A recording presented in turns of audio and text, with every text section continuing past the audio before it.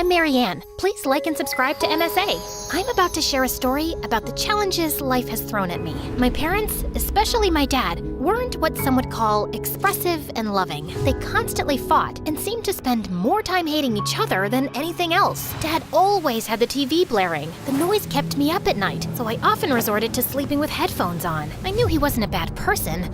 He just had some annoying habits and seemed to enjoy annoying Mom. Mom was kind. She did her best to be the best mom. She'd surprise me with toys and candies. My favorite place was our treehouse, which Mom built for me. It was my escape. I loved spending time there with my bestie Joy. Marianne, everything will be okay. My mom got me 2 dolls and I want to give you one. Let's grab some ice cream.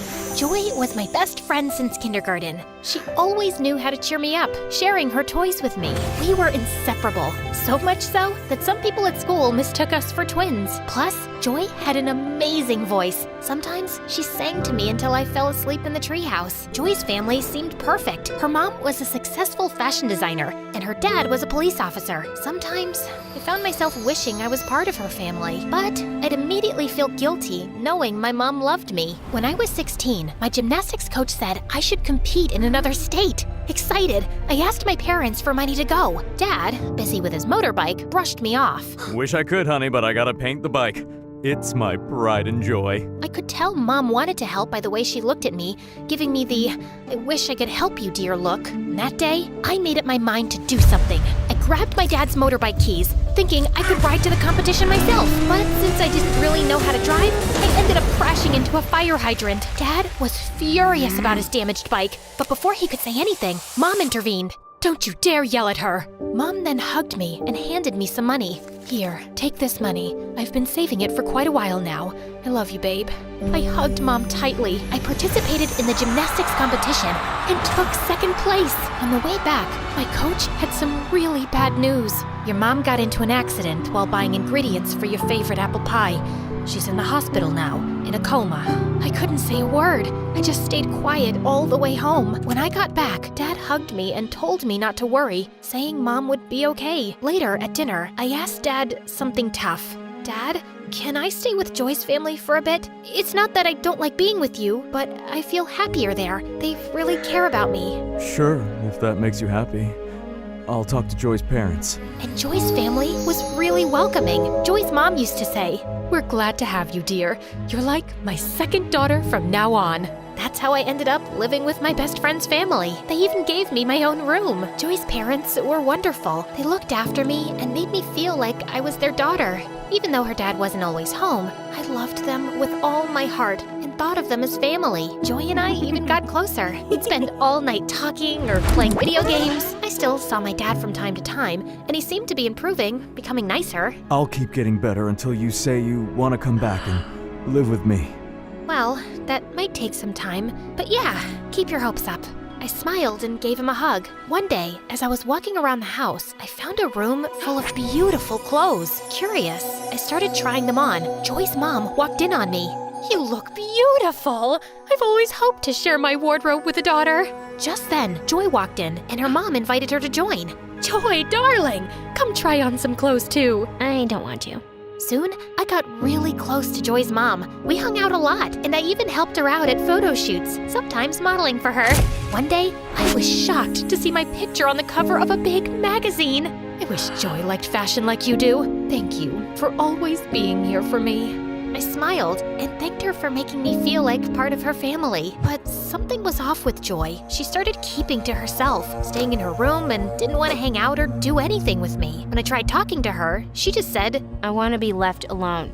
I was really worried about Joy's sudden change and couldn't figure out what I did wrong. I kept trying to fix things, even apologizing, but nothing worked. She sometimes even yelled at me. I had to give her space, even though it hurt a lot. One evening at dinner, Joy's mom shared some exciting news. "Marianne, your teacher called. Your college aptitude test scores were amazing.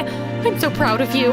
Turning to Joy, her mom asked, "And how did yours go, honey?" Oh, I didn't bother with it. I'm going to be a singer, so I don't need it. Maybe one of your famous friends could help produce my album? I won't do that. I want more for you. You're going to college, and later you can decide what you want. What? You can't make those decisions for me. I'm going to be a singer, and that's that. As your mom, yes, I can guide you. You can't tell me anything. Joy, stop. Your mom's just trying to help. You shut up. My life was better before you showed up. Go back to your miserable family and leave us alone. I hate you both. Angry, Joy knocked all the family pictures off the shelf. After that, her behavior got worse. She began skipping school and got mad whenever someone tried to talk about what she was doing. Joy's behavior toward me got worse, turning her into what felt like a real-life villain. She constantly tried to make trouble for me, and even though her mom always ended up forgiving me, it just made Joy angrier. For example, Joy switched her unfinished homework with mine, confusing my teacher. Luckily, the teacher sorted it out. Joy made a fake social media account with my name, posting embarrassing stuff. It took a while, but I showed it wasn't me and shut it down. Joy hid a library book I borrowed, causing me to get late fees. Her mom found it later and figured out Joy's trick. Joy messed with my bike's brakes. I felt something was wrong before I rode it and stopped myself from getting hurt. This escalated one afternoon when Joy's mom was away on a business trip and her dad was away at work. Joy decided to do something drastic. She turned the backyard into a makeshift movie theater. I'm not sure showing a movie here is a good idea. Well, it's better than having you around all the time. The backyard quickly filled with people, the projector buzzing to life. I stayed inside, trying to avoid the chaos, and was flipping through a magazine when suddenly someone stumbled into my room. Oops, my bad. I was looking for the kitchen. Hey, is that a magazine about vintage cars? My dad collects them, and I've read a bunch about them. Is that the issue with the 60s muscle cars? Yes, it is.